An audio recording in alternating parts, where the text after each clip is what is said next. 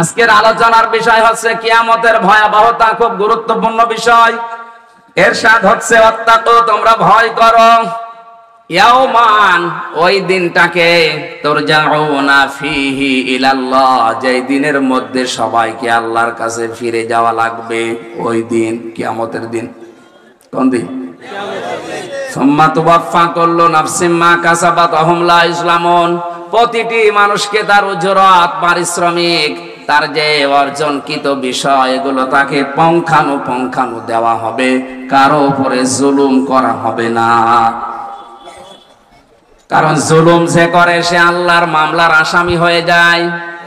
জুলুম যে করে সে আল্লাহর মামলার আসামি। কত বড় ওজনওয়ালা কথা টের পাচ্ছেন? ইন্নামাস সাবিলু আলাল্লাযীনা ইয়াযলিমুনান নাস। এটা সূরা 25 নম্বর পারা, 6 নম্বর পৃষ্ঠা, 13 নম্বর লাইনের 42 নম্বর আয়াতের প্রথম অংশে আছে। আল্লাহ তাআলা বলেন, আমি কিন্তু অভিযোগ দায়ের করব, মামলা দায়ের করব, কেস করব তাদের বিরুদ্ধে যারা মানুষ হয়ে মানুষের উপরে জুলুম করে। আল্লাহ যদি নিজেই মামলার বাদী হন, তিনি কোনোদিন জুলুম করতে পারেন? কিয়ামতের ওই ময়দানে এই জন্য কোনো জুলুম নেই, কারো উপরে জুলুম করা হবে না। আল্লাহর বিচার ব্যবস্থা কিয়ামতে যখন কায়েম হবে, আল্লাহর বিচার ব্যবস্থা 3 পদ্ধতিতে হবে। কয় পদ্ধতি? প্রথম নম্বরে আল্লাহর বিচারে কোনো অবিচার, আরো আসতে, এটা কল্পনাও করা যায় না যে আল্লাহর বিচারে অবিচার আছে না, নেই। 2 নম্বরে আল্লাহ যা পাক যদি ন্যায় বিচার করে, কেউ বাঁচবে না। এ কথাটা কেমন যেন হয়ে গেল যে আল্লাহ ন্যায় বিচার করলেও যদি না বাঁচিতে কি বিচার করবে? ফরিদপুরবাসী এই জন্য তাফসীর মাহফিলে আসা লাগে। আল্লাহর বিচারে অবিচার নেই, আল্লাহ ন্যায় বিচারও করলে কেউ বাঁচবে না, প্রত্যেকেই ধরা খাবে। এমনকি নবীজি মুহাম্মদুর রাসূলুল্লাহ বলেছিলেন, আল্লাহর দয়া ছাড়া আমিও জান্নাত পাবো না। তাহলে আমাদের কোনো খবর আছে? আপনি যত ইবাদত করেন না কেন, আপনি ইবাদত একেবারে কিয়ামত পর্যন্ত হায়াত পেয়ে করছেন, আল্লাহ যদি ন্যায় বিচার কিয়ামতে করে, আপনি বাঁচবেন না। মসজিদে নববীতে নবীজি বসে আছেন, ফজরের নামাজ আদায় করে বললেন সাহাবীরা, বনি ইসরাইলের এক লোক 1000 বছর হায়াত পেয়েছিল। 1000 বছর সে ইবাদত বন্দেগী করেছে। সে একদিন স্বপ্ন দেখছে, মনে মনে ভাবছে যে আমি যা করলাম আমারে আল্লাহ জান্নাত না দিয়ে পারে না। স্বপ্নের ভেতরে দেখে কিয়ামত কায়েম হয়ে গেছে। ডাক দিয়ে বলে, মহান আল্লাহ, আমার বিচার আপনি শুরু করেন। আল্লাহ পাক বলেন, তোর বিচার করা লাগবে না, তুই জান্নাতে চলে যা। লোকটার মনের ভেতরে একটু অহংকার, যে কি এত কিছু করলাম আর আমারে কোনো বাহবা, থ্যাংক ইউ কিছুই দিল না, বলছে যা জান্নাতে চলে যা। একটা কথা হলো, ওর মনের ভাষা বোঝে কে? আল্লাহ পাক বুঝেছেন যে ওর মনে কি আছে। ফেরেশতাদেরকে বলে, যেখান থেকে গরম ওঠে ওই জায়গা থেকে একটু ঘুরিয়ে নিয়ে আয়। জাহান্নামের যে জায়গায় গরম ওঠে অন্যান্য জায়গা, ওই জায়গা থেকে পানা চায় আল্লাহ, ওই জায়গা অন্তত আমাদের নিও না। আর ওর পাশ দিয়ে যখন ঘুরিয়েছে, পিপাসায় কলিজা ফেটে যাচ্ছে, বলছে ফেরেশতারা আমার একটু পানি দাও। দুনিয়া না, এটা কিয়ামতের হাসরের ময়দান, এখানে মাংনা পানি পাওয়া যাবে না, ফেরি পানি দেওয়া যাবে না। যদি দিতে হয় তাহলে 500 বছরের ইবাদত আমাদের দাও। ঠিক আছে। পানি পান করার পরে প্রসাবের চাপ দিয়েছে, বলে একটু ব্যবস্থা করো। বলে না, এখানে এরকম ব্যবস্থা নেই, ঘিরে দিতে পারি কিন্তু বাকি 500 বছরের ইবাদত দেওয়া লাগবে। আমার জীবনই বাঁচে না, করবো কি নাকি দিয়ে। ঠিক আছে। তোরাটা দেওয়ার পরে আল্লাহ পাক বলেন, বান্দা 1 গ্লাস পানি ভেতরে ঢোকালে আর 1 গ্লাস বের করে দিলে, এতটুকুর কারণে 1000 বছরের ইবাদত সব দিয়ে দিয়েছো। 1000 বছরে কত গ্লাস পানি খেয়েছো বলো? প্রতি গ্লাসের বিনিময়ে 1000 বছরের ইবাদত দেওয়া লাগবে। তারপরে কি আমার জান্নাতে যাবি? যা। সেজদায় পড়ে গিয়ে বলে, রব্বুল আলামিন, তোমার দয়া ছাড়া, মাপ পাওয়া ছাড়া জান্নাত পাওয়া সম্ভব না। এই জন্য কিয়ামতের দ্বিতীয় পয়েন্টে আল্লাহ ন্যায় বিচার করলে কেউ পার পাবে, কেউ পার পাবে, প্রত্যেকে ধরা খাওয়া লাগবে। 3 নম্বরে বাঁচা যাবে যদি আল্লাহ মাফ করে দেয়। এই জন্য কাবা শরীফ যারা তাওয়াফ করে, ষষ্ঠ চক্কর দেওয়ার সময় একটা দোয়া পড়ে, আল্লাহুম্মা ইন্না আলাইয়া হুকুকান ফীমা বাইনি ওয়া বাইনিকা। ডাক দিয়ে বলে, কাবার মালিক, আমি হাজির হয়েছি তোমার ঘরে, আমার সাথে তোমার সাথে অনেক দেনা পাওনা আছে, আমি বান্দা হিসাবে যা যা পাওনা সব তুমি আমাকে দিয়ে দিয়েছো। আমি সেই বীর্য থেকে শুরু করে আজ হামজা হয়েছি, আমি নেই থেকে শুরু করে আজ একে আজাদ হয়ে গেছি। আমার কিছুই ছিল না, এমনকি নাম পর্যন্ত আমার দুনিয়ায়। হালাতা আলাল ইনসানি হিনুম মিনাদ দাহারি লাম ইয়াকুন শাইআম মাযকুরা। হে বান্দা, তোর জীবনে কি এমন দিন যায়নি যে সময় তোরে উল্লেখ করব এরকম কিছু ছিলি না? আজ তোর নাম, যশ, খ্যাতি, অর্থ, সম্পদ সব তোকে দিয়েছে। এই জন্য কাবার গিলাফ ধরে বলা লাগছে, আল্লাহ আমি যা পাবো তুমি তো সব দিয়ে দিলে, কিন্তু তুমি আমার মালিক, আমার মতো গোলামের কাছে তোমার তো কিছু পাওনা আছে, আমি তো আজ পর্যন্ত তোমার কিছুই দিতে পারিনি। একটু নিজের দিকে তাকিয়ে ভাবেন তো,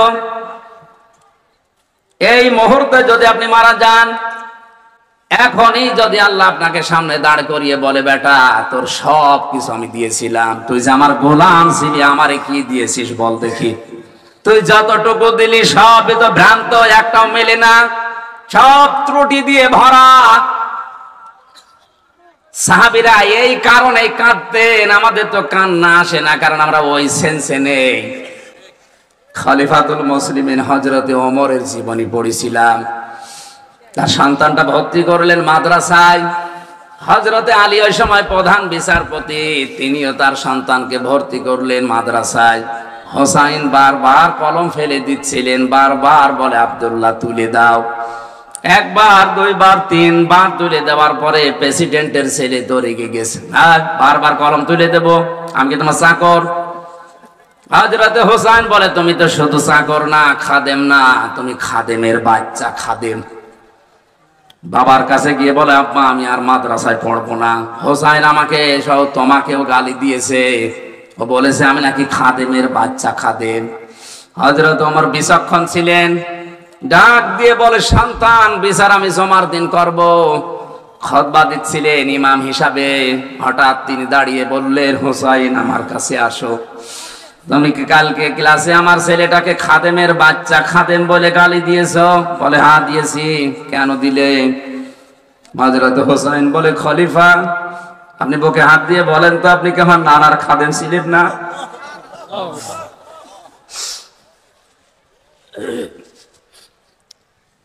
আমি হোসাইন নিজে দেখেছি আপনি আমার নানার খেদমত করছেন, তো খাদেমকে আমি কি বলবো? আপনি তো আমার নানারই খাদেম ছিলেন। হযরতে ওমর বলে, হোসাইনের কথাটা লিখে দিতে পারবা? বলে কাগজ নিয়ে আসেন। খেজুরের পাতা নিয়ে এসেছে, লিখে দিয়েছে, আমি হোসাইন বলছি ওমর আমার নানার খাদেম ছিল, আমি দেখেছি, সই করে দিলাম হোসাইন ইবনে আলী। হযরত ওমর কাগজটা হাতে নিলেন, চুমা খেলেন, ডাক দিয়ে বলে, নবীর সাহাবীরা বিচার হয়ে গেছে। ছোট মানুষ আব্দুল্লাহ তো বোঝে না, বলে বাবা তুমি তো বিচার শুরুই করলে না, হয়ে গেল কি করে? হযরত ওমর চোখের পানি ফেলে দিয়ে বলে, সন্তান যে বিচার করেছি দুনিয়া না মরণের পরেও কাজে লাগবে। আমি যখন মারা যাব, আমার এই কাগজটা আমার কাফনের ভেতরে দিয়ে দিও, মরণের পরে আল্লাহর কাছে যদি কিছুই ভালো না লাগে, আল্লাহর যদি আমার জীবনের কিছুই পছন্দ না হয়, অন্তত এই কাগজটা তুলে আল্লাহকে দেখাবো, রব্বুল আলামিন তোমার নবীর নাতি লিখে দিয়েছে আমি নবীর খাদেম ছিলাম, এই ওসিলায় হলে তুমি আমাকে মাফ করে দাও।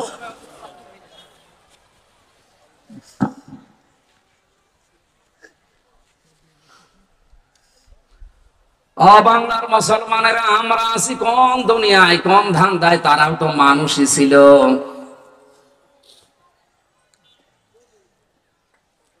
বাজারে যাবার পরে এক ব্যক্তি সদাই কেনার পরে দোকানদারকে 100 টাকা দিয়েছে।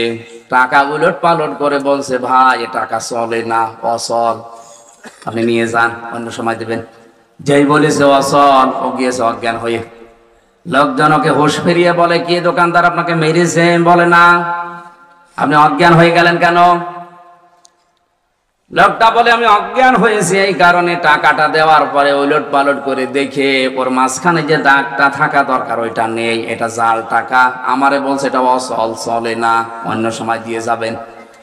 আমি চিন্তা করলাম, আমারও তো জীবনের একটা 100 টাকার নোট আছে, তার নাম হায়াত। আমারে 50, 60, 70 বছরের হায়াত। এখনই যদি মারা যায়, মহান আল্লাহ যদি আমার হায়াতের দিকে তাকিয়ে বলে, বান্দা এটা অচল, এটা চলে না, কারণ এর ভেতরে শিরিক পাওয়া যায়, এর ভেতরে মা বাবাকে কষ্ট দিয়েছি জয়টা লেখা আছে, হারাম কামাই করেছি জয়টা লেখা আছে, বেপরদায় চলেছি জয়টা লেখা আছে, উলঙ্গ নাচতে গেছি জয়টা লেখা আছে। এ অচল, এইটা নিয়ে আমার জান্নাতে যাওয়া যাবে না। তখন আমার কি হবে এই চিন্তায় আমি সেন্সলেস হয়ে গেছি। কিয়ামতের এই বিচার ব্যবস্থা এত কঠিন অবস্থা হবে। ফাকাইফা তাত্তাকুনা ইন কাফারতুম ইয়াউমা ইয়াজআলুল গিলদানা শিবা। আল্লাহ পাক বলেন, কিয়ামতে এমন সালসালা অবস্থা পয়দা করব, যুবক মানুষ বুড়ো হয়ে যাবে। এই কঠিন অবস্থায় কঠিন দিন আমাদের সামনে আছে না নেই? এখনই সতর্ক হওয়া দরকার, যেন আমি ধরা খেয়ে না যাই। হে আল্লাহ, তুমি বহু কিছু বান্দা হিসাবে আমাকে দিয়েই দিয়েছো, কিন্তু তুমি রব, আমি তোমার গোলাম, কিছুই দিতে পারিনি। তবে একটা পুঁজি আমার আছে, এসে পুঁজিটার নাম হচ্ছে আল্লাহ, তোমার গাফফার নামের খাতিরে আমার মাফ করে দাও। আল্লাহ যেন আমাদের মাফ করে দেন, বলেন আমিন। তাছাড়া সে যা করি আমরা, এগুলো যদি কিয়ামতে পুঙ্খানুপুঙ্খানু আল্লাহ ফেরত দেয়, আল্লাহর কসম কেউ আমরা বাঁচবো না। আমরা যেন ধরা না খাই, বলেন আমিন। হাজারো ব্যথা বেদনার পরে ফিরে আসনি তুমি আপন ঘরে, দিনের আলো তুমি ছড়িয়ে দিতে, চলে গেলে মদিনায় মক্কা ছেড়ে। হে রাসূল, তোমাকে ভুলি আমি কেমন করে? হে রাসূল, তোমাকে ভুলি আমি কেমন করে? খেয়ে না খেয়ে দিন প্রচারের কাজে নিজেকে দিয়ে বিলিয়ে, তায়েফের কাফেরেরা চিনল না এ আলো, দুষ্ট ছেলেদের পিছু দিল লেলিয়ে। পাথরের আঘাতে ক্ষত বিক্ষত হয়ে সারা শরীর থেকে রক্ত ঝরে। হে রাসূল, তোমাকে ভুলি আমি কেমন করে? হেরার গুহায় তোমারই ধ্যান, আসমান থেকে নামে আল কোরআন। ভাঙলো সবার ভুল তোমারই পরে, আসলো কোরআনের ছায়া তলে। খালিদ, ওমর, আলী, আবু বকর ইসলামী ঝান্ডা নিল যে তুলে। আল আমিন তুমি ছিলে চিরদিন সকল মানুষের তরে। হে রাসূল, তোমাকে ভুলি আমি কেমন করে। হাজারো ব্যথা বেদনার পরে ফিরে আসনি তুমি আপন ঘরে। দিনের আলো তুমি ছড়িয়ে দিতে চলে গেলে মদিনায় মক্কা ছেড়ে। হে রাসূল তোমাকে ভুলি আমি কেমন করে। আলহামদুলিল্লাহ। দল মত নির্বিশেষে দিনের বেলায় হাজারো কাজ বাদ দিয়ে কোরআনে কারীম বোঝার জন্য, শোনার জন্য, আমল করার জন্য যারা এসেছি ইবাদত মনে করি, খুশি হয়ে বলছে আলহামদুলিল্লাহ। যতক্ষণ থাকবেন আপনার শ্বাস প্রশ্বাসে নিঃশ্বাসে নেকি হবে, আল্লাহর রহমত নাজিল হবে। দুইটা শর্ত মানলে। কয়টা? আল্লাহ পাক বলেন ওয়াইদা কুরিয়াল কুরআনু ফাসতামিউ লাহু ওয়া আনসিতু লাআল্লাকুম তুরহামুন। হে পৃথিবীর মানুষেরা, যখন কোরআন পড়া হয় তোমাদের সামনে শোনানো হয়, তোমরা আর যাই করো কথা বলতে পারবা না, চুপ করে থাকা লাগবে এবং স্থির ভাবে শোনা লাগবে। দুইটাই ফরজ। দুইটাই কি? নামাজ পড়ে কি মনে করে? বলে না কেন? রোজা রাখি কি মনে করে? তাহলে এই জায়গায় যারা আছেন, কথা বললে আপনার কিন্তু নামাজে কথা বললে গুনাহ হয়, এখানে কথা বললে গুনাহ হবে। স্থির থাকেন। এমনি আর যাই করেন ইশারায় করেন, কথা বলবেন না, কেউ কথা বলবেন না। 1 ঘন্টা কথা বন্ধ। দ্বিতীয় নম্বরে শুধু কথা বন্ধ করে থাকলে হবে না। আল্লাহ তাআলা বলেন তাদেরকে আপনি বলেন ফাসতামিউ লাহু, তারা যেন শোনে। কি করে? শোনে। কোরআনে কারীম শোনার সময় কিছু নিয়ম নীতি আল্লাহ আমাদেরকে শিখিয়েছেন যে কিভাবে আপনি বলবেন, কিভাবে শুনবেন। আল্লাহর ওই ধরনটা আমরা এখন আপনাদের উপস্থাপন করছি। এটা তো আর গানের স্টেজ না যে উল্টাপাল্টা নাচ দিলাম হয়ে গেল না। এটা একটা মঞ্চ, এটা একটা আমানতের জায়গা। ঠিক, এই মেম্বার গুলো এখন আমানতের জায়গা। কিভাবে এখানে কথা উপস্থাপন করা লাগে ১৫০০ বছর আগে আল্লাহ আমাদের শিখিয়েছেন, আর কিভাবে শ্রোতা হয়ে শোনা লাগে ওইটাও জানিয়েছেন। আমরা আগে আল্লাহর ধরনটা দেখি, তারপরে তাফসিরে যাই।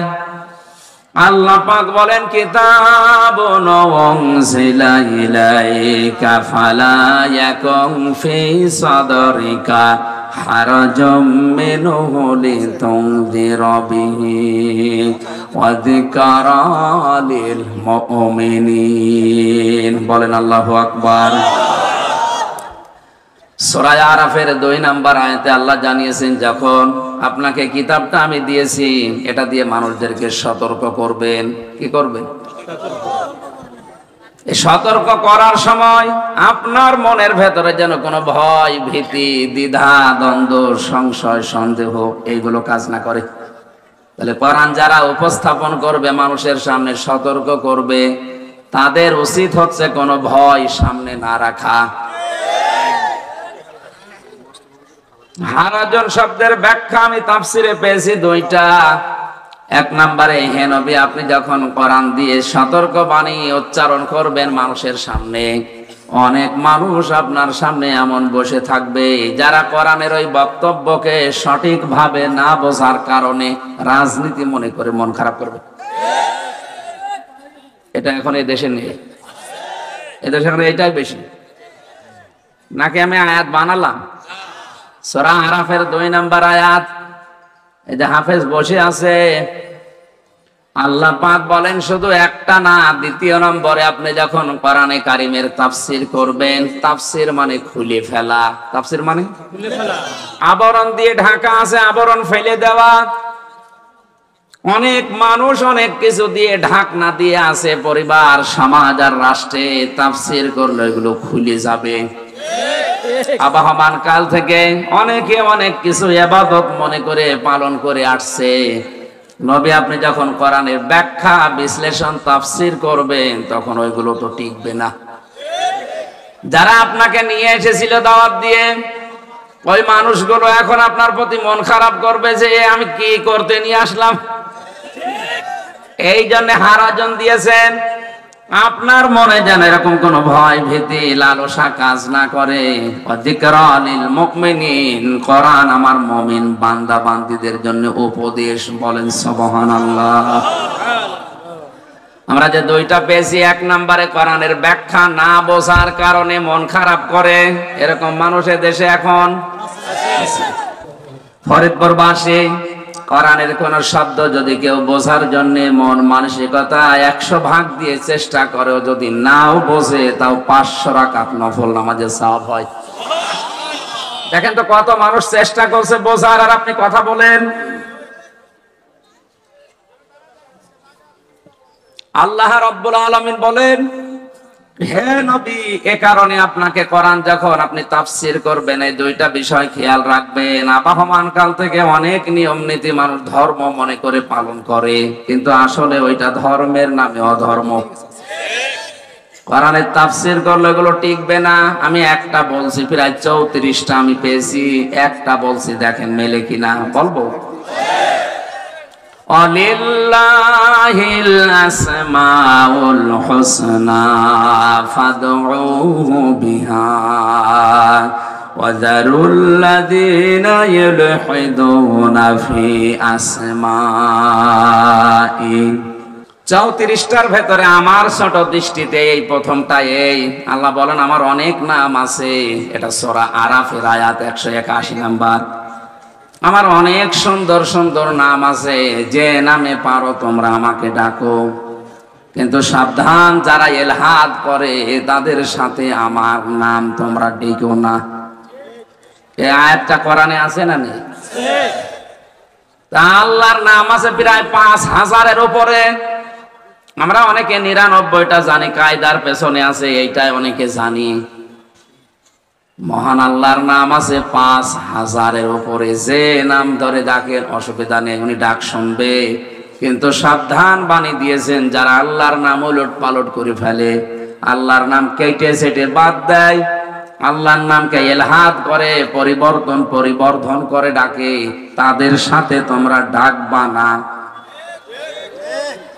এখন আল্লাহর নাম উচ্চারণ করার জন্য কোরআনে কারিমে যেগুলো আমরা পাই, আর রহমান, আর রহিম, সুবহানাল্লাহ, আলহামদুলিল্লাহ, লা ইলাহা ইল্লাল্লাহ, আল্লাহু আকবার, এগুলো কোরআনে নেই।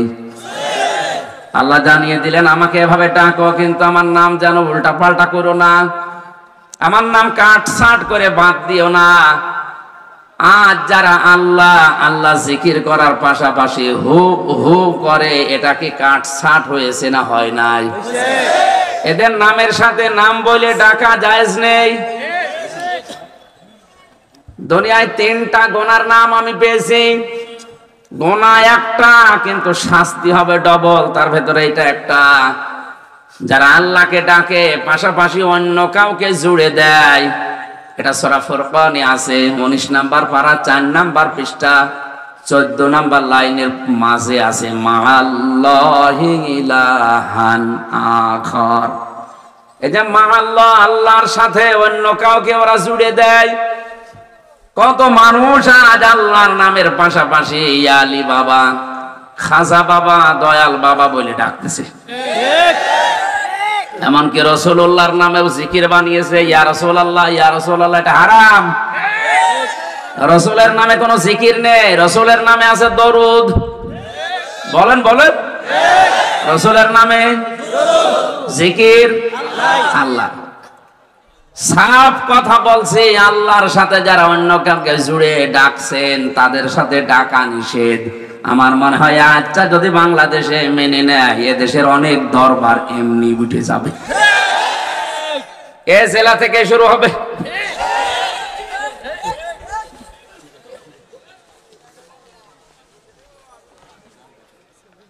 এখানে কোরআনে কারীম যখন প্রচার করবেন, এর পদ্ধতি হচ্ছে কারোর দিকে তাকানো যাবে না। কে মন খারাপ করে, কে বেজার হয়, কে খুশি হয় না, আপনি তাকাবেন আল্লাহর দিকে। আর যারা শুনবে তাদের দায়িত্ব কি?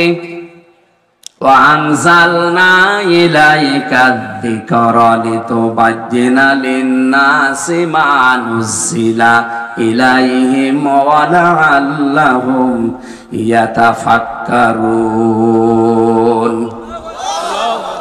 এটা সূরা নাহলের ভেতরে আছে 14 নম্বর পারা 11 নম্বর পৃষ্ঠার 3 নম্বর লাইনে 44 নম্বর আয়াতের শেষের দিকে আছে। আল্লাহ পাক বলেন, নবী আপনাকে কিতাব দিয়েছি, এই জিকির, এই কোরআন স্পষ্ট দলিল আর প্রমাণ দিয়ে আপনি জীবিত মানুষদেরকে শোনাবেন। কাদের? কোরআন আজকে পড়া হচ্ছে মরা মানুষের পাশে। আমার তো যতটুকু কোরআন হাদিসের জ্ঞান আছে, আমার মনে হয় আলেম যারা তারাও একমত হবে, মরা মানুষের পাশে যদি কেউ কোরআন পড়ে আর ওর জীবন যদি কোরআন অনুযায়ী না চলে, ওর আযাব আরো বাড়বে। মাঝখান থেকে হাফেজের কিছু টাকা হবে, আপনার বাবার কোনো উপকার নেই, কারণ আপনার বাবা সারা জীবন চলেছে এর বিরুদ্ধে। হাফেজ আবু সাইদ না, আমির হামজা না, কাবা শরীফের ইমাম সোদাইসিকে নিয়ে এসে যদি বলেন একটু পড়িয়ে দেন, ও যখন তেলাওয়াত শুরু করবে ওই আয়াত যাবে আপনার বাবার বিরুদ্ধে। কোরআনে কারিমে আল্লাহ জানিয়েছেন, আমার সৃষ্টির পরিবর্তন করা শিরিক, কুফর। কেউ যদি আল্লাহর সৃষ্টি পাল্টিয়ে ফেলে সে কুফরি করে, সূরা নেসার ভেতরে আছে। আর নবীজি আয়াতের ব্যাখ্যা করতে গিয়ে জানিয়েছেন, কোন নারী যদি পুরুষের সুরাত সিরাত ধরে এবং কোন পুরুষ যদি নারীর সুরাত সিরাত ধরে, তাহলে আল্লাহ নিজে তার উপরে লানত করে। এখন যে লোকটা মারা গেল, এই লোকটা কিন্তু ট্রান্সজেন্ডারের পক্ষে ছিল, শরীফ থেকে শরীফা হওয়ার পক্ষে ছিল।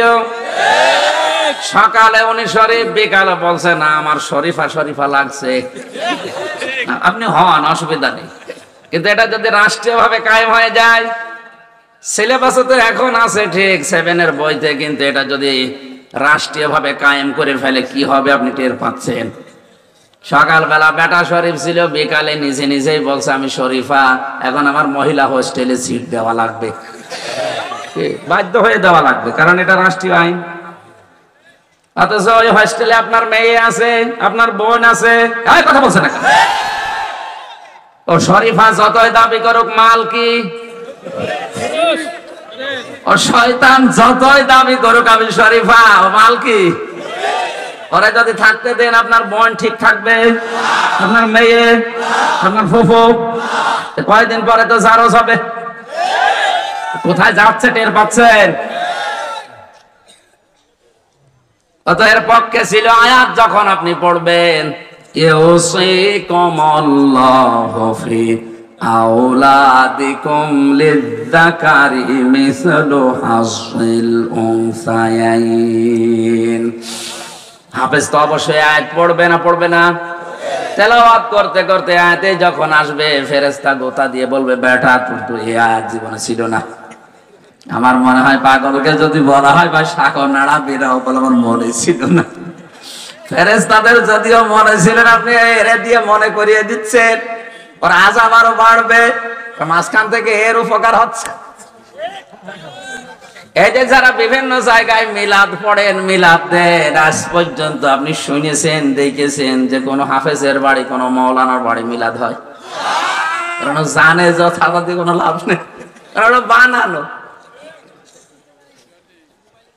মিলাদুন শব্দের শাব্দিক অর্থ নবীর জন্ম বৃত্তান্ত। নবীজির জন্ম বৃত্তান্ত সম্পর্কে কেউ যদি আলোচনা করে, ওইটাই মিলাদ। আর সিরাত মানে আল্লাহর নবীর 63 বছরের জীবন থেকে আলোচনা করে শিক্ষা নেওয়া। আমাদের দেশে মিলাদ মাহফিলে কোনো ঝামেলা সেরকম দেখি না, সমস্যা কিছু যদি হয় সিরাত মাহফিলে। কারণ নবীজির সিরাত বললে এই দেশে অনেক কিছুই মাইনাস হয়ে যাবে। আমি যে 34টার একটা একটু টাচ দিলাম, যে আবাহমান কাল থেকে অনেক মানুষ বিভিন্ন পীরের মাধ্যমে, খানকার মাধ্যমে ইবাদত মনে করে। ওরা মনে করে হো হো এটাও করা ইবাদত, আলী বাবা, শাহ আলী বাবা, খাজা বাবা এইটাও ইবাদত মনে করে না? না তো করে কেন?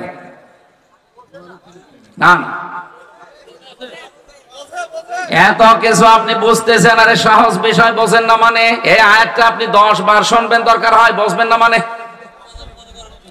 এই যে বোঝার পরে যারা না বোঝার ভান করে থাকে, আয়াতের উপরের আয়াতে আছে লাহুম কুলুবুল লা ইয়াফকাহুনা বিহা, যারা বোঝার পরেও না বোঝার ভান করে থাকে এরা জাহান্নামী।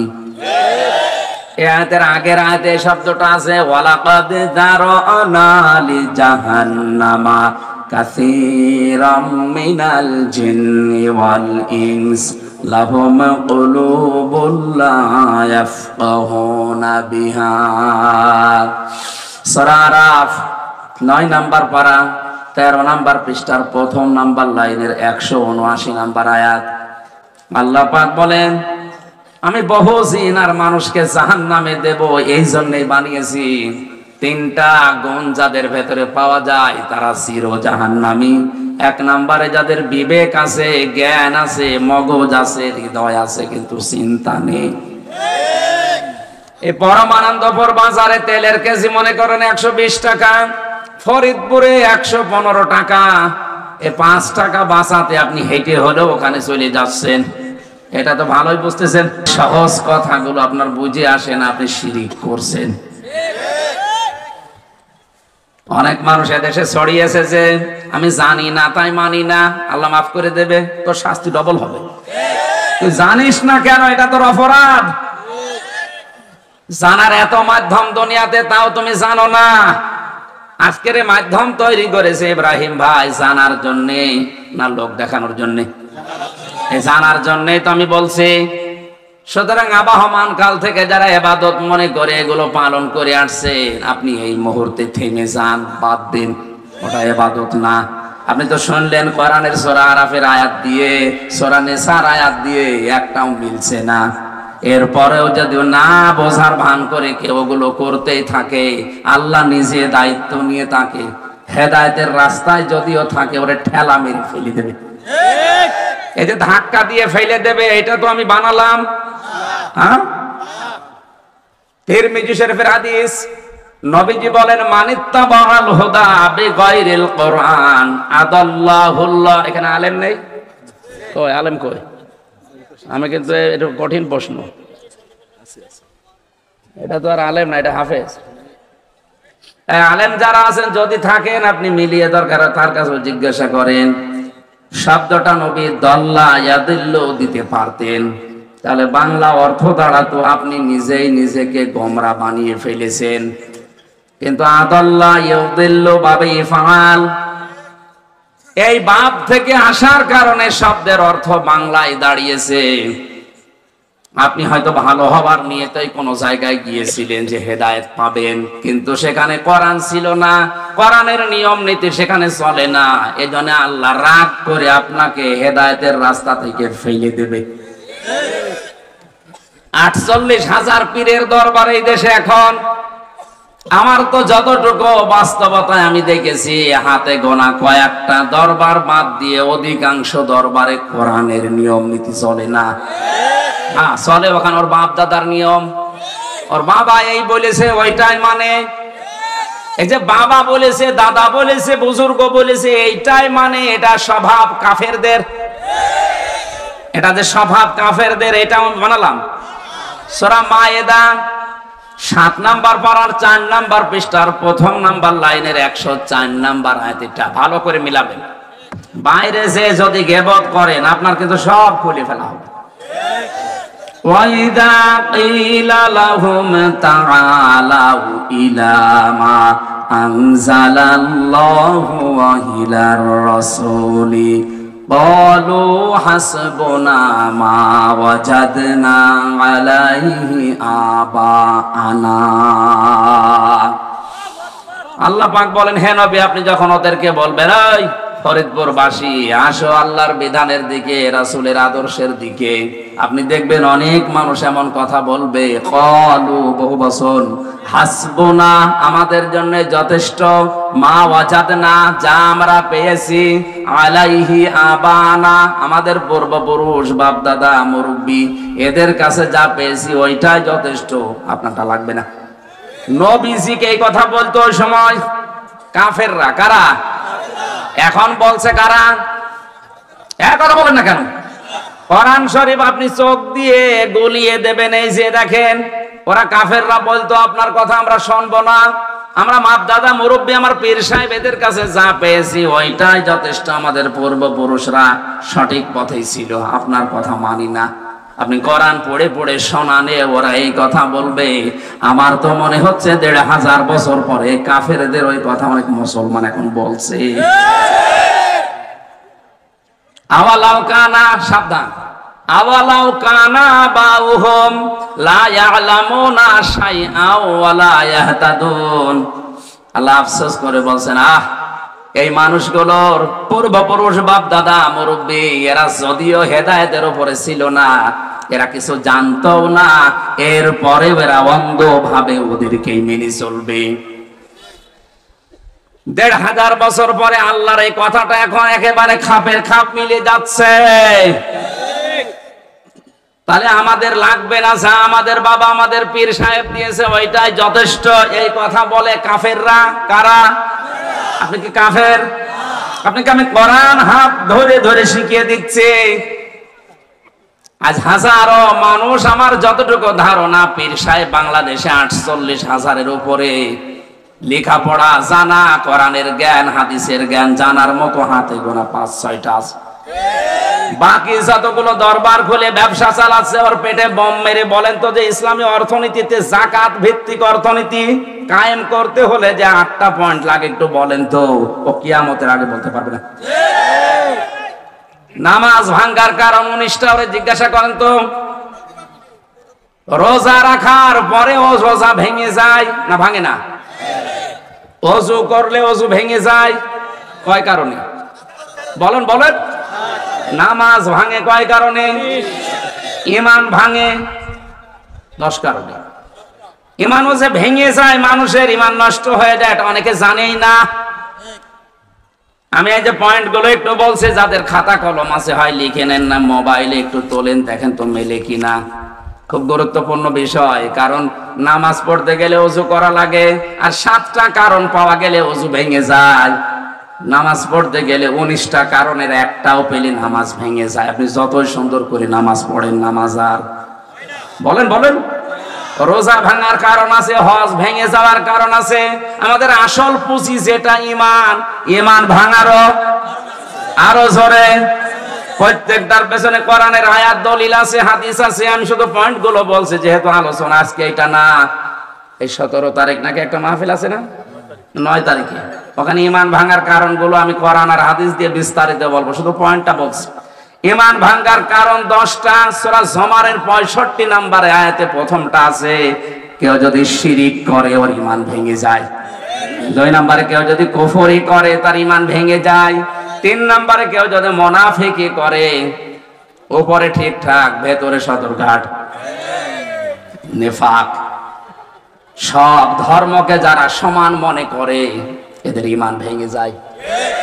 এই দেশে এখন বাড়ছে না, সব ধর্মের কাছে সমান মনে হয়। 4 নম্বরে নবী ছাড়া অন্য কারো আদর্শ যার ভালো মনে হয়। এই পয়েন্টটাই আমার মনে হয় এই দেশের 100 জনের 70 জন ধরা খাবে।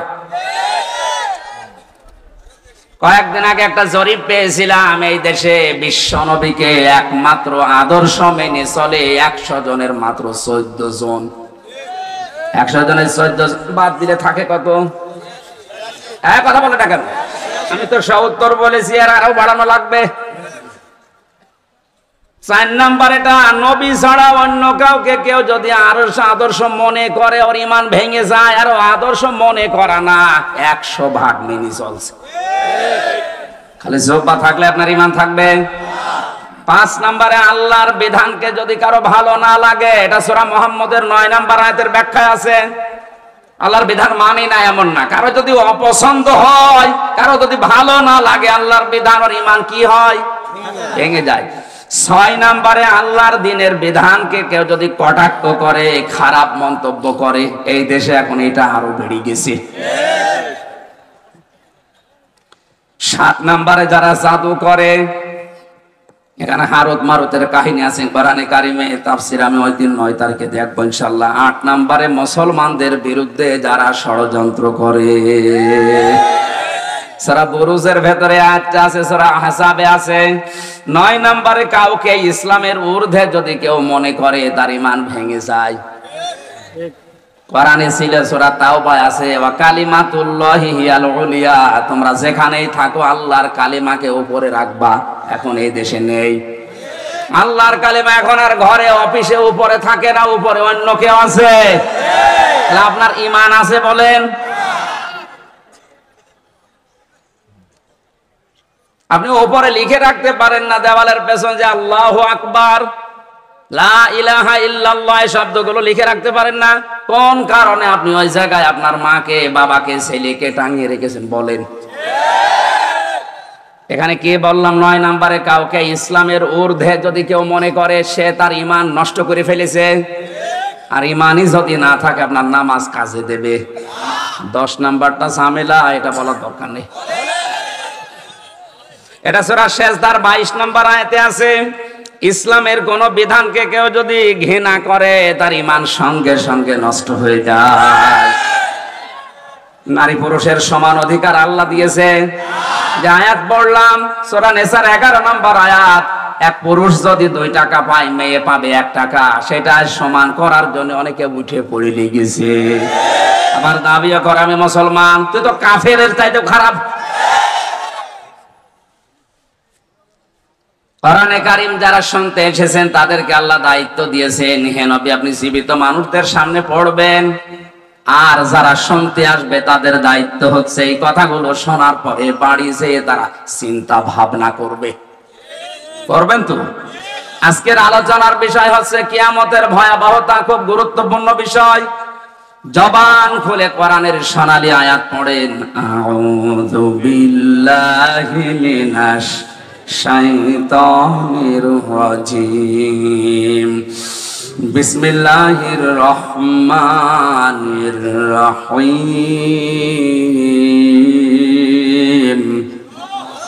ওয়াত্তাকু ইয়াওমান তুরজাউনা ফীহি ইলাল্লাহ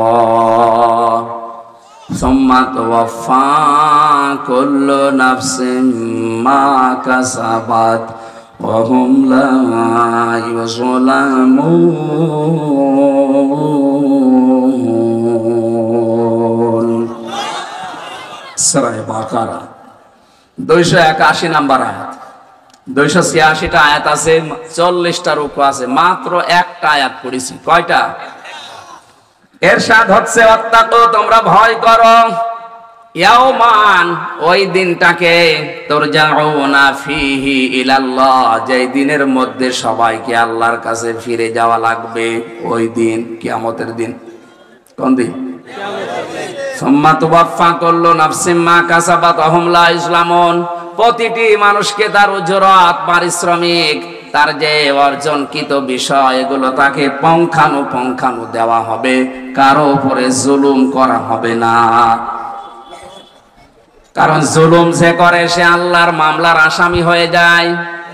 জুলুম যে করে সে আল্লাহর মামলার আসামি। কত বড় ওজনওয়ালা কথা টের পাচ্ছেন? ইন্নামাস সাবিলু আলাল্লাযীনা ইয়াযলিমুনান নাস। এটা সূরা 25 নম্বর পারা 6 নম্বর পৃষ্ঠা 13 নম্বর লাইনের 42 নম্বর আয়াতের প্রথম অংশে আছে। আল্লাহ তাআলা বলেন, আমি কিন্তু অভিযোগ দায়ের করব, মামলা দায়ের করব, কেস করব তাদের বিরুদ্ধে যারা মানুষ হয়ে মানুষের উপরে জুলুম করে। আল্লাহ যদি নিজেই মামলার বাদী হন, তিনি কোনোদিন জুলুম করতে পারেন? কিয়ামতের ওই ময়দানে এই জন্য কোনো জুলুম নেই, কারো উপরে জুলুম করা হবে না। আল্লাহর বিচার ব্যবস্থা কিয়ামতে যখন কায়েম হবে, আল্লাহর বিচার ব্যবস্থা 3 পদ্ধতিতে হবে। কয় পদ্ধতি? প্রথম নম্বরে আল্লাহর বিচারে কোনো অবিচার, আরো আসতে, এটা কল্পনাও করা যায় না যে আল্লাহর বিচারে অবিচার আছে না, নেই। 2 নম্বরে আল্লাহ যা পাক যদি ন্যায় বিচার করে কেউ বাঁচবে না। এ কথাটা কেমন যেন হয়ে গেল যে আল্লাহ ন্যায় বিচার করলেও যদি না বাঁচিতে কি বিচার করবে। ফরিদপুরবাসী এই জন্যে তাফসীর মাহফিলে আসা লাগে। আল্লাহর বিচারে অবিচার নেই, আল্লাহ ন্যায় বিচারও করলে কেউ বাঁচবে না, প্রত্যেকেই ধরা খাবে। এমনকি নবীজি মুহাম্মদ রাসূলুল্লাহ বলেছিলেন, আল্লাহর দয়া ছাড়া আমিও জান্নাত পাবো না। তাহলে আমাদের কোনো খবর আছে? আপনি যত ইবাদত করেন না কেন, আপনি ইবাদত একেবারে কিয়ামত পর্যন্ত হায়াত পেয়ে করছেন, আল্লাহ যদি ন্যায় বিচার কিয়ামতে করে আপনি বাঁচবেন না। মসজিদে নববীতে নবীজি বসে আছেন, ফজরের নামাজ আদায় করে বললেন সাহাবীরা, বনি ইসরাইলের এক লোক 1000 বছর হায়াত পেয়েছিল, 1000 বছর সে ইবাদত বন্দেগী করেছে। সে একদিন স্বপ্ন দেখছে, মনে মনে ভাবছে যে আমি যা করলাম আমারে আল্লাহ জান্নাত না দিয়ে পারে না। স্বপ্নের ভেতরে তাকে কিয়ামত কায়েম হয়ে গেছে।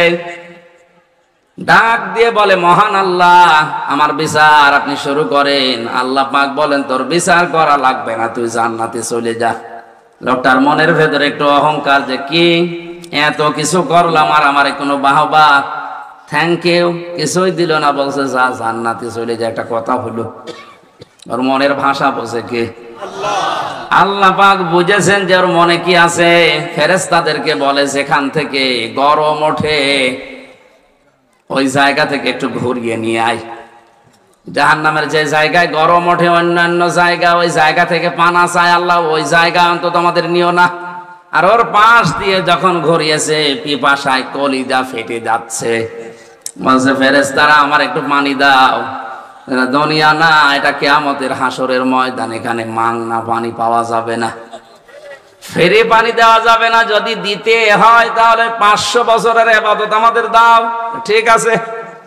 পানি পান করার পরে প্রসাবের চাপ দিয়েছে, বলে একটু ব্যবস্থা করো। বলে না, এখানে এরকম ব্যবস্থা নেই, ঘিরে দিতে পারি কিন্তু বাকি 500 বছরের ইবাদত দেওয়া লাগবে। আমার জীবনই বাঁচে না, করবো কি নাকি দিয়ে। ঠিক আছে।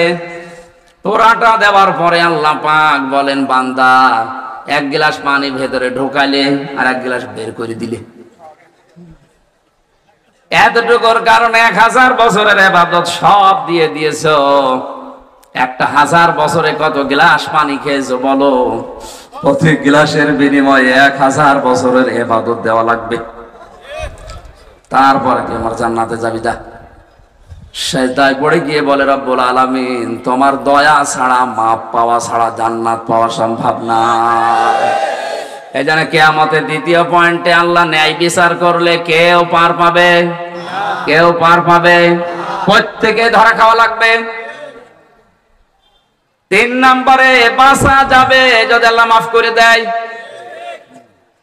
এই জন্য কাবা শরীফ যারা তাওয়াফ করে, 6ষ্ঠ চক্কর দেওয়ার সময় একটা দোয়া পড়ে, আল্লাহুম্মা ইন্না আলাইয়া হুকুকান ফীমা বাইনি ওয়া বাইনিকা। ডাক দিয়ে বলে, কাবার মালিক, আমি হাজির হয়েছি তোমার ঘরে, আমার সাথে তোমার সাথে অনেক দেনা পাওনা আছে। আমি বান্দা হিসাবে যা যা পাওনা সব তুমি আমাকে দিয়ে দিয়েছো। আমি সেই বীর্য থেকে শুরু করে আজ হামজা হয়েছি, আমি নেই থেকে শুরু করে আজ একে আজাদ হয়ে গেছি। আমার কিছুই ছিল না, এমনকি নাম পর্যন্ত আমার দুনিয়ায়। হালাতা আলাল ইনসানি হিনুম মিনাদ দাহারি লাম ইয়াকুন শাইআম মাযকুরা। হে বান্দা, তোর জীবনে কি এমন দিন যায়নি যে সময় তোরে উল্লেখ করব এরকম কিছু ছিলি না? আজ তোর নাম, যশ, খ্যাতি, অর্থ সম্পদ সব তোকে দিয়েছে। এই জন্য কাবার গিলাফ ধরে বলা লাগছে, আল্লাহ, আমি যা পাবো তুমি তো সব দিয়ে দিলে, কিন্তু তুমি আমার মালিক, আমার মতো গোলামের কাছে তোমার তো কিছু পাওনা আছে, আমি তো আজ পর্যন্ত তোমার কিছু দিতে পারিনি। একটু নিজের দিকে তাকিয়ে ভাবেন তো, এই মুহূর্তে যদি আপনি মারা যান, এখনই যদি আল্লাহ আপনাকে সামনে দাঁড় করিয়ে বলে, বেটা, তোর সব কিছু আমি দিয়েছিলাম, তুই যে আমার গোলাম ছিলি, আমারে কি দিয়েছিস বল দেখি। তুই যতটুকু দিলি সবই তো ভ্রান্ত, একটাও মেলে না, সব ত্রুটি দিয়ে ভরা। সাহাবীরা এই কারণে কাঁদতেন, আমাদের তো কান্না আসে না, কারণ আমরা ওই সেন্সে নেই। খলিফাতুল মুসলিমিন হযরতে ওমরের জীবনী পড়েছিলাম। তার সন্তানটা ভর্তি করলেন মাদ্রাসায়। হযরতে আলী ওই সময় প্রধান বিচারপতি, তিনিও তার সন্তানকে ভর্তি করলেন মাদ্রাসায়। হোসাইন বারবার কলম ফেলে দিচ্ছিলেন, বারবার বলে আব্দুল্লাহ তুলে দাও। একবার, দুইবার, তিনবার তুলে দেওয়ার পরে প্রেসিডেন্টের ছেলে দৌড়ে গেছে, আর বারবার কলম তুলে দেব, আমি কি তোমার চাকর? হযরতে হোসাইন বলে তুমি তো শুধু চাকর না, খাদেম না, তুমি খাদেমের বাচ্চা, খাদেম। বাবার কাছে গিয়ে বলে আব্বা আমি আর মাদ্রাসায় পড়বো না। হোসাইন আমাকে সহ তোমাকেও গালি দিয়েছে, ও বলেছে আমি নাকি খাদেমের বাচ্চা, খাদেম। হযরত ওমর বিচক্ষণ ছিলেন, ডাক দিয়ে বলে সন্তান বিচার আমি জমার দিন করব।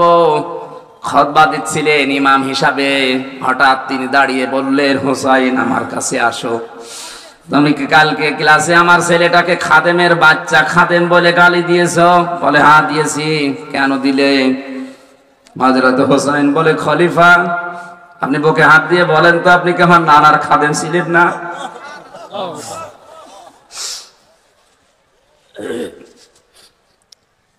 আমি হোসাইন নিজে দেখেছি আপনি আমার নানার খেদমত করছেন, তো খাদেমকে আমি কি বলবো? আপনি তো আমার নানারই খাদেম ছিলেন। হযরত ওমর বলে হোসাইনের কথাটা লিখে দিতে পারবা? বলে কাগজ নিয়ে আসেন। খেজুরের পাতা নিয়ে এসেছে, লিখে দিয়েছে আমি হোসাইন বলছি ওমর আমার নানার খাদেম ছিল, আমি দেখেছি। সই করে দিলাম হোসাইন ইবনে আলী। হযরত ওমর কাগজটা হাতে নিলেন, চুমা খেলেন, ডাক দিয়ে বলে নবীর সাহাবীরা বিচার হয়ে গেছে। ছোট মানুষ আব্দুল্লাহ তো বোঝে না, বলে বাবা তুমি তো বিচার শুরুই করলে না, হয়ে গেল কি করে? হযরত ওমর চোখের পানি ফেলে দিয়ে বলে সন্তান যে বিচার করেছি দুনিয়া না মরণের পরেও কাজে লাগবে। আমি যখন মারা যাব আমার এই কাগজটা আমার কাফনের ভেতরে দিয়ে দিও। মরণের পরে আল্লাহর কাছে যদি কিছুই ভালো না লাগে, আল্লাহর যদি আমার জীবনের কিছুই পছন্দ না হয়, অন্তত এই কাগজটা তুলে আল্লাহকে দেখাবো, রব্বুল আলামিন তোমার নবীর নাতি লিখে দিয়েছে আমি নবীর খাদেম ছিলাম। এই ওসিলায় হলে তুমি আমাকে মাফ করে দাও।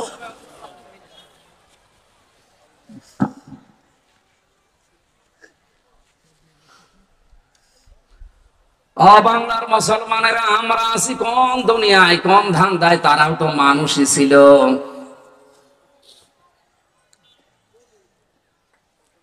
বাজারে যাবার পরে এক ব্যক্তি সদাই কেনার পরে দোকানদারকে 100 টাকা দিয়েছে। টাকা উলট পালট করে বলছে ভাই এ টাকা চলে না, অচল, আপনি নিয়ে যান, অন্য সময় দেবেন। যেই বলেছে অচল, ও গিয়েছে অজ্ঞান হয়ে। লোকজন ওকে হুঁশ ফিরিয়ে বলে কি দোকানদার আপনাকে মেরেছে? বলে না। আপনি অজ্ঞান হয়ে গেলেন কেন? লোকটা বলে আমি অজ্ঞান হয়েছি এই কারণে টাকাটা দেওয়ার পরে উলট পালট করে দেখে ওর মাঝখানে যে দাগটা থাকা দরকার ওইটা নেই, এটা জাল টাকা। আমারে বলছে এটা অচল, চলে না, অন্য সময় দিয়ে যাবেন। আমি চিন্তা করলাম আমারও তো জীবনের একটা 100 টাকার নোট আছে, তার নাম হায়াত। আমারে 50, 60, 70 বছরের হায়াত। এখনই যদি মারা যায়, মহান আল্লাহ যদি আমার হায়াতের দিকে তাকিয়ে বলে বান্দা এটা অচল, এটা চলে না, কারণ এর ভেতরে শিরিক পাওয়া যায়, এর ভেতরে মা বাবাকে কষ্ট দিয়েছি জয়টা লেখা আছে, হারাম কামাই করেছি জয়টা লেখা আছে, বেপরদায় চলেছি জয়টা লেখা আছে, উলঙ্গ নাচতে গেছি জয়টা লেখা আছে। এ অচল, এইটা নিয়ে আমার জান্নাতে যাওয়া যাবে না। তখন আমার কি হবে এই চিন্তায় আমি সেন্সলেস হয়ে গেছি।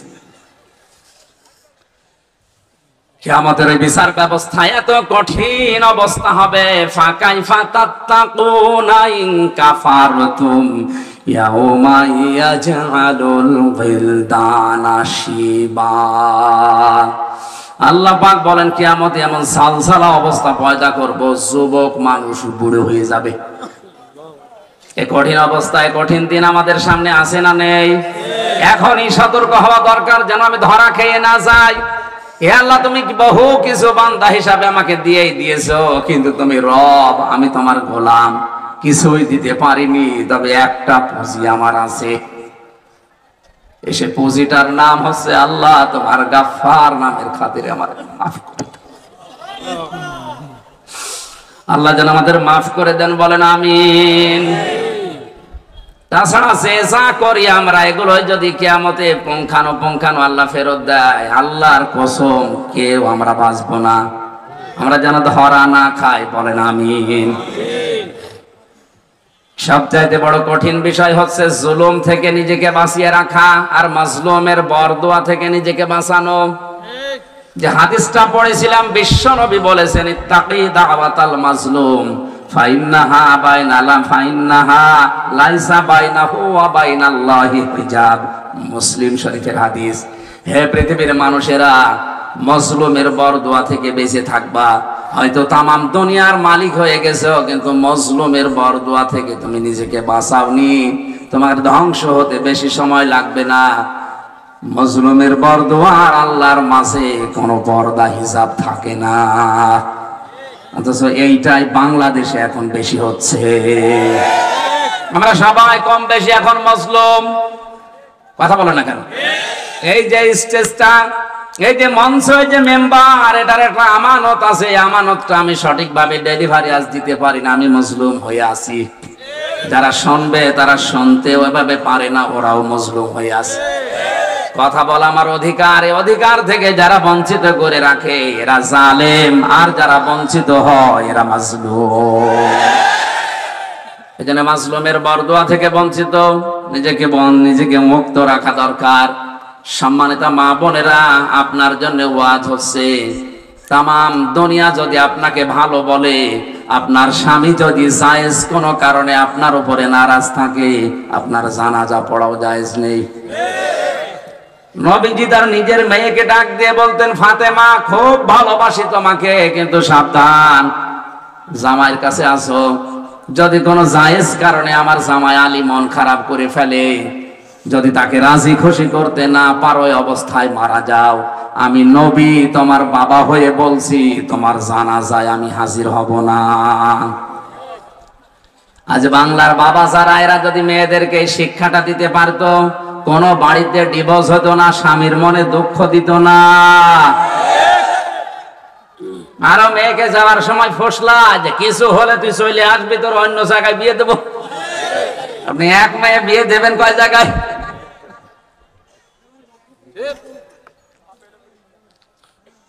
দুইজন মহিলাকে এই দুনিয়ায় স্মরণীয় করে রাখা হয়েছে একেবারে সবচাইতে বেশি। এই কান লাগা। এক নাম্বার মহিলার নাম হযরতে খাদিজা। এই পৃথিবীতে একজন মহিলাকে আল্লাহ শুধু সালাম দিয়েছিলেন স্বামী ভক্তির কারণে, তার নাম খাদিজা। আর একজন মহিলা স্বামী ভক্তি করেছিলেন, কিন্তু তার কথা মানেননি আল্লাহর বিরুদ্ধে থাকার কারণে, তাকে আল্লাহ শুধু সালাম দেননি, তার জন্য জান্নাতে একটা ঘর বানিয়েছিলেন, তার নাম আসিয়া। হযরতে আসিয়ার জীবনী পড়েছি। স্বামী তার হাতের ভেতরে প্রেক লাগিয়ে, পায়ের ভেতরে শলাকা দিয়ে, কপালে প্রেক লাগিয়ে, মাথার উপরে গরম তেল ঢেলে দিচ্ছিল। হযরতে জিবরাইল জান্নাতটা কাজ করে ধরলেন তার সামনে। হযরতে আসিয়া জান্নাতের দিকে তাকিয়ে বললেন, না, আমি শুধু জান্নাত চাই না, জান্নাতের ভেতরে আল্লাহকে বলো যেন একটা ঘর বানিয়ে দেয়। ইযে ক্বালাত রাব্বি ইবনিলি ইনদাকা বাইতান ফিল জান্নাতি ওয়া নাজ্জিনি মিন ফিরআউনা ওয়া আমালিহি ওয়া নাজ্জিনি মিনাল কওমিস সালিমিন। এই যে কঠিন অবস্থা চলছিল, হযরতে আসিয়া ডাক দিয়ে বলে, রব্বুল আলামিন, একটা ঘর বানাও আমার জন্য, যেখানে বসে সব সময় তোমারে দেখা যায়। আমার উপর অত্যাচার চলছে, এই দৃশ্য দেখে তোমার যেন রাগ হয়ে না যায়।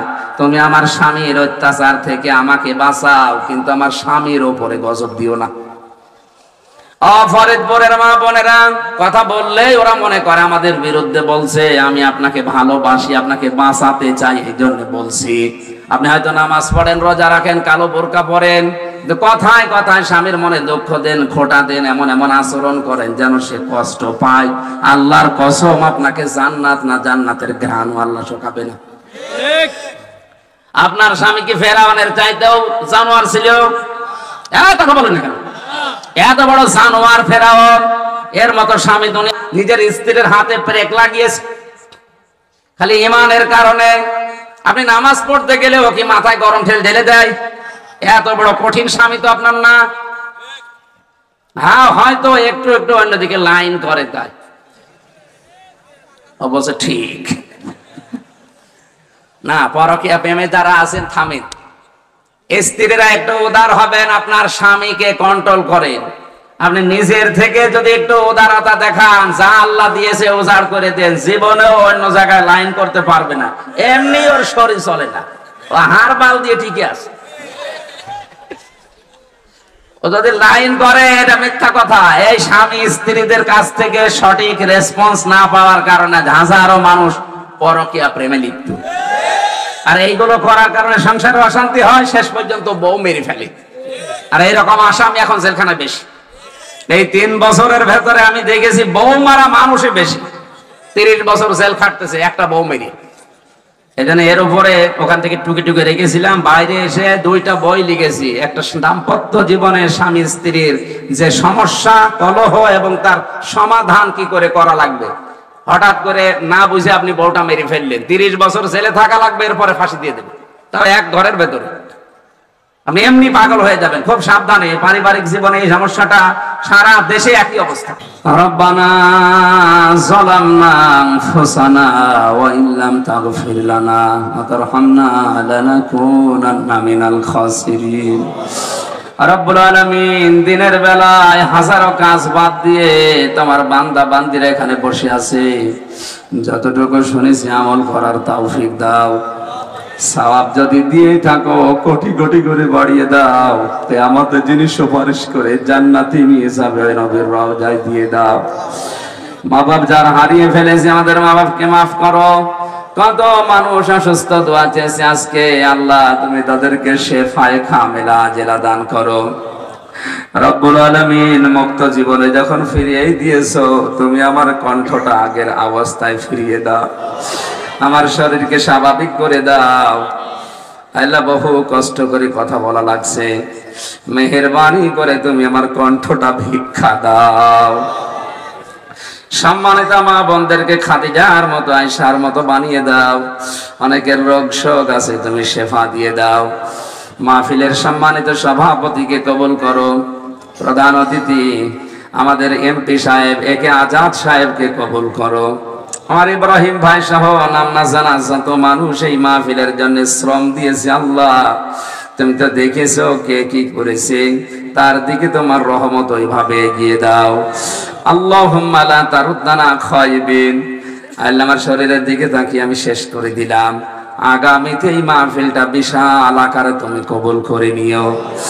এলাকায় মাটির নিচে যত মানুষ আছে, এই মাহফিলের ইজ্জতে, কোরআনের মাহফিলের ইজ্জতে তুমি সব কবরকে জান্নাত বানিয়ে দাও।